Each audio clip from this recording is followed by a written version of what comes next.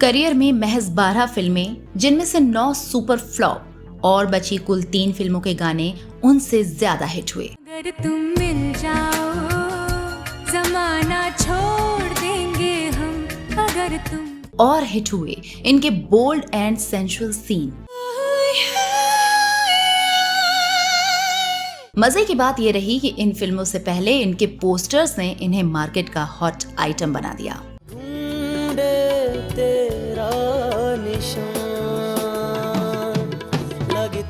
Film याद हो या ना हो, मगर ये गाना आपको जरूर याद होगा। ये सॉन्ग उस समय लोगों का लस्ट या कह लें एडिक्शन बन चुका था। इसमें इमरान हाशमी के साथ स्क्रीन पर जो बोल्ड बाला नजर आई वो थी उदिता गोस्वामी।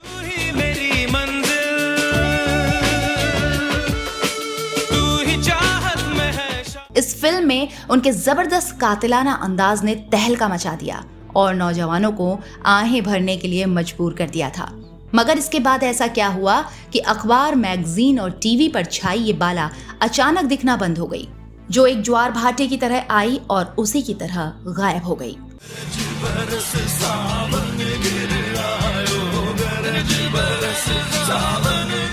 इनकी फिल्मों के पोस्टर में ऐसा क्या था जिसे देखकर लोगों ने कर डाली पुलिस कंप्लेंट? कौन है वो डायरेक्टर जिसने अपनी फिल्म में उदिता से ज्यादा एक्सपोज करवाया और फिर कर ली उन्हीं से शादी? कौन है इंडस्ट्री की वो सुपरहिट हीरोइन जिसके कारण इनके रिश्ते में दरार आई? जब फिल्मों में नहीं जमा सिक्का तो बनाया ऐसा कैरियर जो फिल्म इंडस्ट्री में इससे पहले कभी नहीं हुआ था। क्या आप जानते हैं कि उदिता गोस्वामी का महेश भट्ट के साथ क्या रिश्ता है? इन सब बातों को जानने के लिए बने रहिए हमारे साथ।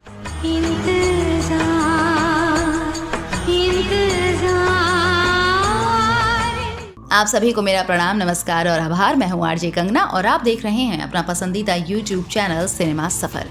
आगे बढ़ने से पहले आपसे रिक्वेस्ट है कि चैनल को सब्सक्राइब कर लें और बेल आइकन को प्रेस कर दें ताकि आपको हमारे नए वीडियो की जानकारी तुरंत मिल सके।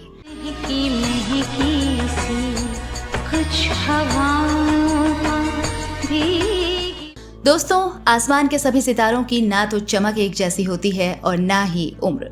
ठीक उसी तरह फिल्म लाइन में काम करने वाले एक्टर्स का करियर भी होता है।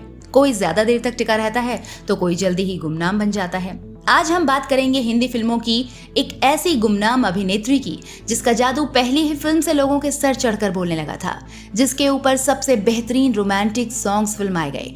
लेकिन क्या वजह रही कि महज 3 फिल्मों की सफलता के बाद उनका कैरियर शेयर मार्केट की तरह अर्श से फर्श पर आ गिरा।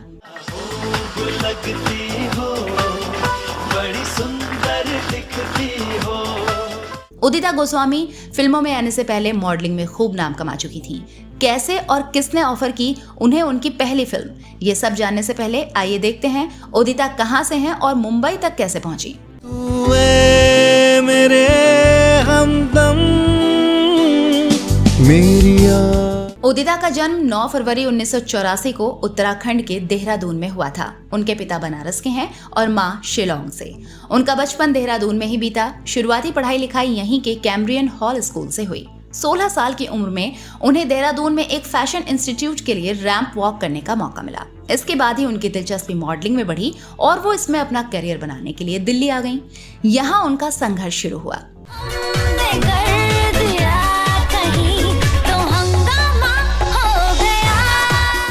एक दिन उदिता ने यूं ही घर में ली गई अपनी कुछ तस्वीरें MTV मॉडल मिशन कॉन्टेस्ट में भेज दी। इसमें न केवल उनका सिलेक्शन हुआ बल्कि वो इस कॉन्टेस्ट को जीत भी गईं।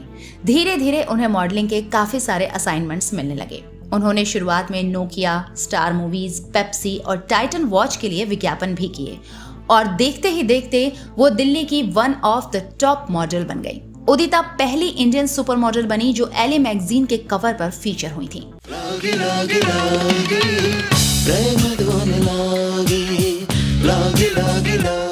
उदिता का कैरियर जब मॉडलिंग में टॉप पर चल रहा था, उसी वक्त पूजा भट्ट डायरेक्शन में कदम रखने जा रही थीं। उनके पास स्टोरी तैयार थी। फिल्म के लिए मेल लीड भी फाइनल कर लिया था। अब हीरोइन की तलाश बाकी थी, जिसके लिए पूजा भट्ट ने उस वक्त की हॉट सेंसेशन और बंगाली ब्यूटी बिपाशा बसु को अप्रोच किया।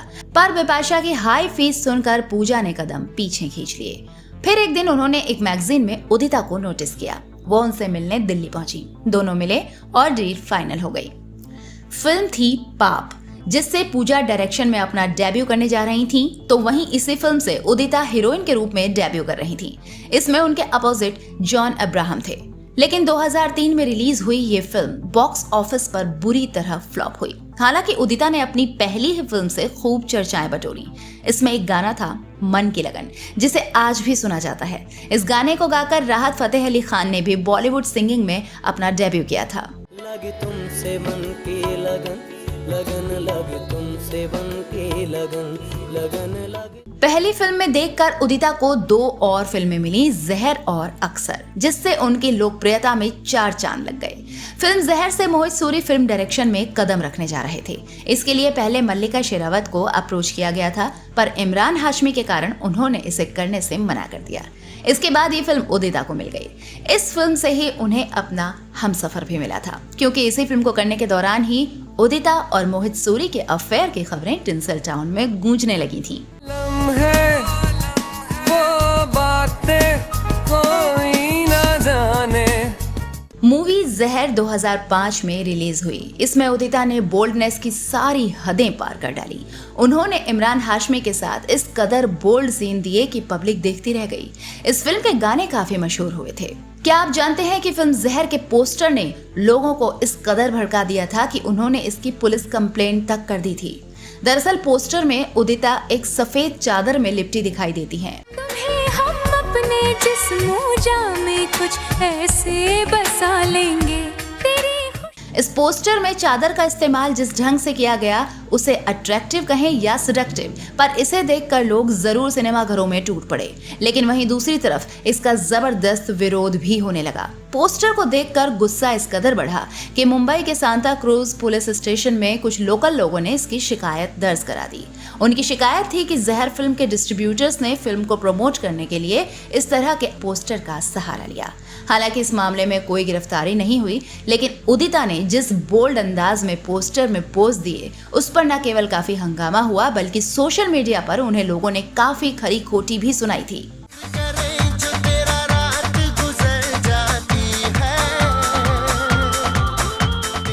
जैसे जैसे फिल्म परवान चढ़ने लगी, उदिता और इमरान के अफेयर के चर्चे भी होने लगे। लेकिन उदिता ने इमरान को अपना भाई कहकर सारी गॉसिप्स पर फुल स्टॉप लगा दिया। इस फिल्म की सफलता के बाद तो उदिता और मोहित सूरी के रिलेशन की खबर चारों ओर फैल गई थी। हम तो होने लगे बेखयाल, इश्क वाले सोने गुल खिले। फिर आया साल 2006। इमरान हाशमी के साथ उनकी एक और फिल्म आई अक्सर। इसमें एक्टर डिनो मोरियो भी थे। एक बार फिर उदिता ने इमरान के साथ भर भर कर बोल्ड सीन दिए। ये इतने बोल्ड थे कि लोगों को अपनी आंखों पर विश्वास करना मुश्किल हो गया। अब ये फिल्म कितने लोगों को याद है ये तो पता नहीं, पर इसका म्यूजिक अनडाउटली ब्लॉकबस्टर हिट हुआ। फिल्म सेमी हिट रही, लेकिन हिमेश रेशमिया का गाना झलक दिखला जा फायर साबित हुआ। ये गाना इमरान और उदिता के ऊपर फिल्माया गया था। इतने सालों बाद भी इसका मैजिक ज्यों का त्यों बरकरार है।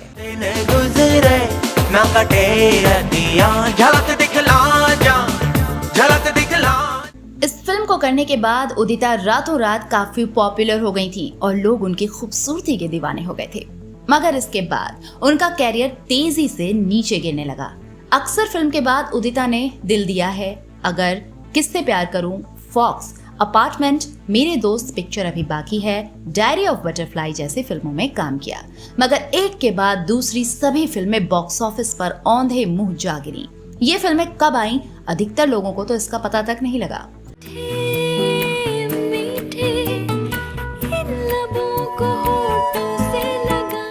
उदिता के चौपट करियर के पीछे 3 बड़ी वजह मानी जाती हैं। पहला, जहर फिल्म से उदिता को लोकप्रियता तो मिली, लेकिन उनके हिस्से बड़ी फिल्में कभी नहीं आई, क्योंकि उन्हें ठीक से प्रमोशन करना नहीं आया। वो लाइमलाइट से दूर ही रहना पसंद करती थीं, जिसका खामियाजा उनकी फिल्मों को भुगतना पड़ा। दूसरा, जब उदिता फिल्म इंडस्ट्री में एंट्री कर रही थीं, उस वक्त तनुश्री दत्ता, बिपाशा बसु, कोयना मित्रा और मल्लिका शेरावत जैसी बोल्ड एक्ट्रेसेस सिल्वर स्क्रीन पर पहले से ही चमक रही थीं। इन सब के बीच उदिता का बोल्ड अवतार महज 2-3 फिल्मों के बाद गुमनामी में खो गया। तीसरा, उदिता की बोल्ड इमेज के चलते उन्हें हर बार एक ही तरह के रोल ऑफर होने लगे, जिसे उन्होंने ठुकरा दिया और अब उनका कैरियर रुक सा गया था। बचना मुश्किल है, फिर भी तेरे। यहाँ तक तो ठीक था, मगर मोहित सूरी के साथ जब उनके रिलेशन गड़बड़ होने लगे तो मानो उदिता का सबसे बुरा वक्त शुरू हो गया। क्योंकि जब उदिता का कैरियर ग्राफ ढलान पर था, उसी वक्त सूरी की फिल्म आवारापन पिट गई। इस तरह उनका भी बुरा वक्त चल रहा था। दोस्तों, जब हमारे काम चारों ओर से बिगड़ने लगते हैं तो हमारे सबसे करीब जो होते हैं ना, आवेश में आकर हम अक्सर उसी से अपने रिश्ते खराब कर लेते हैं। मगर सिर्फ ये काफी नहीं था इन दोनों के बीच के फासले बढ़ाने के लिए। मोहित सूरी राज फिल्म में कंगना रनौत के साथ काम कर रहे थे और यही वो वक्त था जब दोनों काफी करीब आ गए। कंगना रनौत और मोहित सूरी के अफेयर की खबरें जल्दी ही उदिता के कानों तक पहुंच गईं। इससे उदिता काफी आहत हुई। हाँ बिन तेरे जीना नहीं, ना बिन तेरे। एक तरफ डूबते कैरियर का झटका तो दूसरी तरफ प्यार में मिली बेवफाई। अब उनके पास इस मायानगरी में रुकने की कोई वजह बाकी नहीं रह गई थी। उन्होंने मुंबई छोड़ने का फैसला कर लिया और वो एक्टिंग का कोर्स करने लॉस एंजलिस चली गईं। इसी दौरान एक इंटरव्यू में सूरी का बयान आया कि लॉन्ग डिस्टेंस रिलेशन का कोई मतलब नहीं होता, अब वो घर बसाने की सोच रहे हैं। इस बयान ने दोनों के बीच और दूरियां पैदा कर दी। दोनों अपने अपने कामों में बिजी हो गए, लेकिन शायद अभी भी कुछ बाकी रह गया था उनके बीच जो पूरी तरह से खत्म नहीं हुआ था। इस दौरान सूरी की फिल्म मर्डर 2 सुपरहिट हो गई और उनका वक्त एक बार फिर लौट कर आया। सूरी को अब उदिता की याद सताने लगी। इसके बाद वो फौरन लॉस एंजलिस गए और उदिता को मनाने में सफल हुए। दोनों वापस इंडिया आए।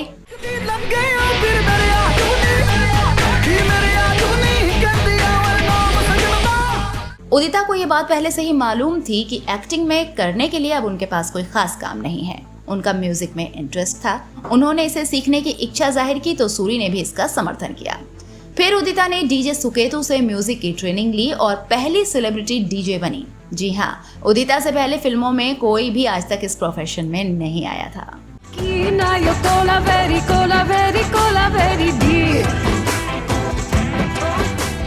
आखिरकार लंबे वक्त तक एक दूसरे को डेट करने के बाद उदिता और मोहित सूरी ने 2013 में शादी कर ली। शादी के बाद इस एक्ट्रेस ने फिल्मों को अलविदा कह दिया। इन दोनों के 2 बच्चे हैं, एक बेटा और एक बेटी। लेकिन जल्द ही इनकी गृहस्थ जिंदगी में तूफान आ गया जब इस एक्ट्रेस ने शादी के महज 1 साल बाद ही यानी 2014 में अपने पति की फोन कॉल डिटेल्स निकलवाई, जिसके कारण वो काफी लाइमलाइट में आ गई थी। वहीं उनके पति ने एक इंटरव्यू में इस बात का खुलासा किया था कि उदिता उन्हें फ्रॉड मानती हैं। उन्होंने ये भी कहा कि वो अपने जीवन में महिलाओं की काफी इज्जत करते हैं। मामला चाहे जो रहा हो, मगर राहत की बात यह है कि अब दोनों साथ साथ हैं।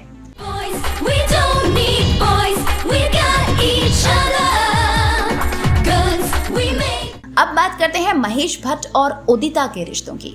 फिल्म इंडस्ट्री से बाहर बहुत कम लोग जानते हैं कि उदिता गोस्वामी बॉलीवुड एक्ट्रेस आलिया भट्ट और अपने को एक्टर इमरान हाशमी की भाभी लगती हैं, क्योंकि महेश भट्ट के साथ मोहित सूरी का काफी करीबी रिश्ता है। दरअसल मोहित सूरी रिश्ते में महेश भट्ट के मामा लगते हैं। इस तरह उदिता महेश भट्ट की दोनों बेटियां पूजा भट्ट और आलिया भट्ट की भाभी हुई।